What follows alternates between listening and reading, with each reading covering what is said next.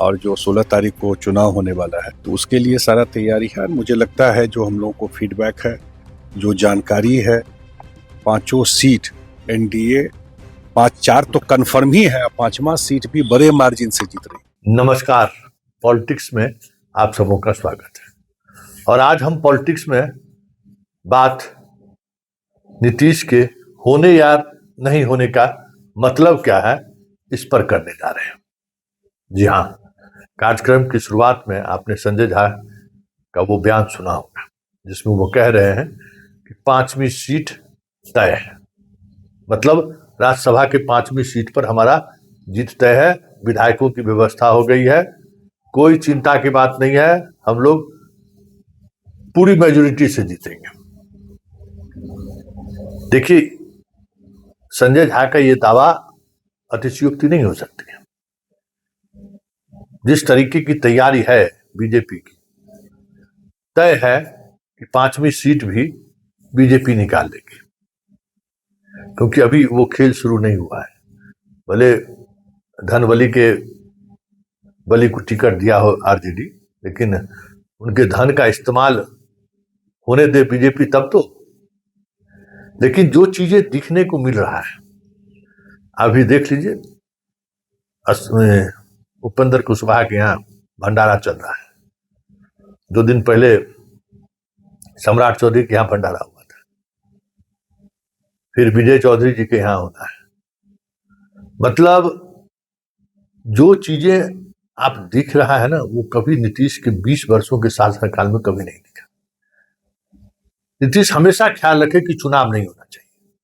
अगर विपक्ष के विधायकों की संख्या अगर 1-2 कम भी है, 2-4 कम भी है, तो ये स्थिति नहीं होने देना है जिसमें हॉर्स ट्रेडिंग।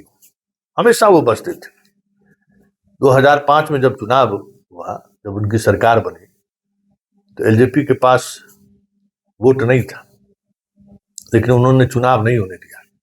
संजय सिंह उसी में विधान परिषद बने थे। 2014 में इस तरीके के खेल खेलने की कोशिश हुई बिहार में, लेकिन नीतीश ने उसे होने नहीं दिया। धनबली को पहली बार बिहार में विपक्ष से बीजेपी थी, मैदान में उतार दिया अप्रत्यक्ष तौर पर। अनिल शर्मा को और साबिर अली को काफी तोड़फोड़ करने की कोशिश हुई, लेकिन अंततः नीतीश कुमार बिहार को बचाने में कामयाब रहे। 2018 में अखिलेश सिंह जीत के जाते क्या? नहीं जाते, लेकिन उन्होंने कहा ना, ये जो परंपरा है वो परंपरा का निर्वहन होना चाहिए। गए अखिलेश सिंह, अगर लड़ देते बीजेपी और दोनों साथ में तो अखिलेश सिंह हार सकते थे चुनाव में। हॉर्स ट्रेडिंग होता और क्या होता। 2017 के बाद 16 में बीजेपी के पास कितना सीट था? 53-54 सीटें जीत कर आई थी। 2 उम्मीदवार को उन्होंने खड़ा करा दिया, अर्जुन सैनिक विधान परिषद में और विनोद नारायण झा को। नीतीश कुमार अगर चाहते तो विनोद नारायण झा का हार निश्चित था, लेकिन नहीं, हॉर्स ट्रेडिंग नहीं होने देना है। निर्विरोध सब निर्वाचित हो गए। तो नीतीश के नहीं होने का यही मतलब है कि संजय झा भले कह रहे हो कि जीत हमारी सुनिश्चित है, लेकिन नीतीश ये कदापि नहीं होने देते अगर अब वो अपने मिजाज में होते, क्योंकि यह शुरुआत है गवर्नेंस का। आप जिस तरीके का खेल खेलने जा रहे हैं, जिस तरीके का खेल खेलने की चाहत रख रहे हैं, उसका प्रभाव गवर्नेंस पर पड़ता है। विधायकों के खरीद फरोख्त का प्रभाव गवर्नेंस पर पड़ता है। क्यों नहीं कभी नीतीश कुमार ये होने दिए?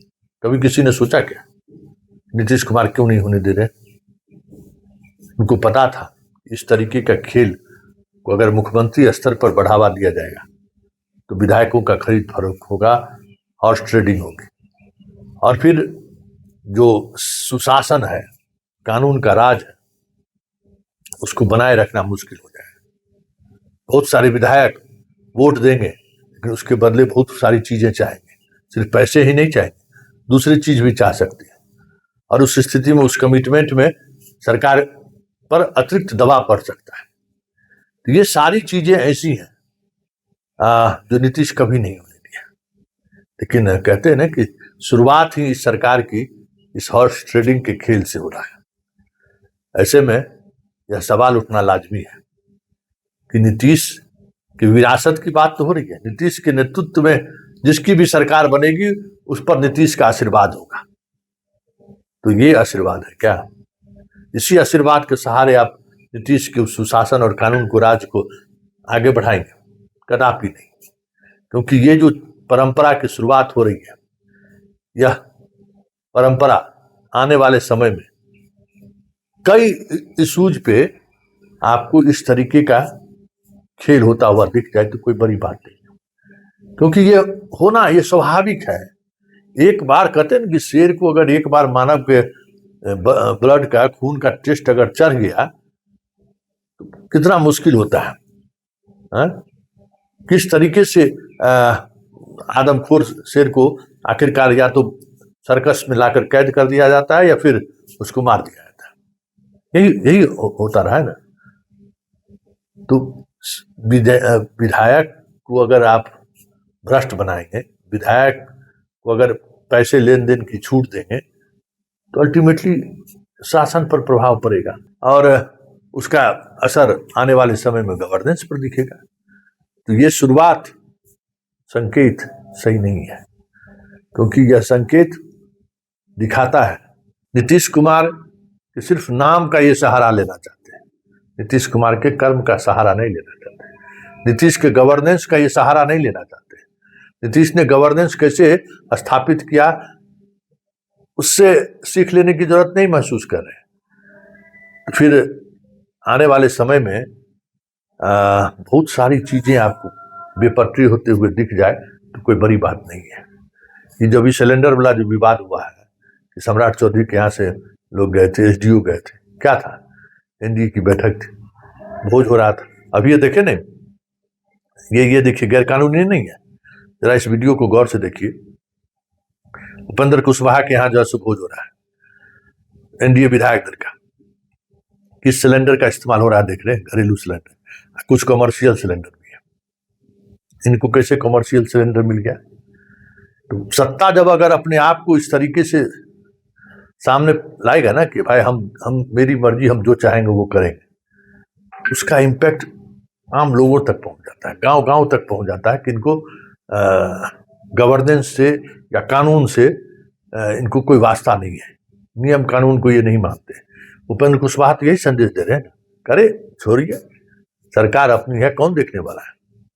किसी न किसी की हकमारी तो हुई होगी जितने सिलेंडर से भोजन बन रहा है। ये सारी चीजें, ये देखिए नीतीश कुमार वैसे ही नहीं 20 साल तक बिहार में राज किया है, इस तरीके की तमाम प्रवृत्तियों पर वो अंकुश लगा कर रखा। अपने जीवन काल में भी इस तरीके का कोई दिखावा कभी उन्होंने नहीं किया जिससे लगे कि सरकार खुद गवर्नेंस को लेकर सचेत नहीं है, सरकार खुद कानून का सम्मान नहीं कर रहा है। ये इस इमेज से हमेशा नीतीश बचते रहे, इसलिए नीतीश 20 वर्षों तक शासन की।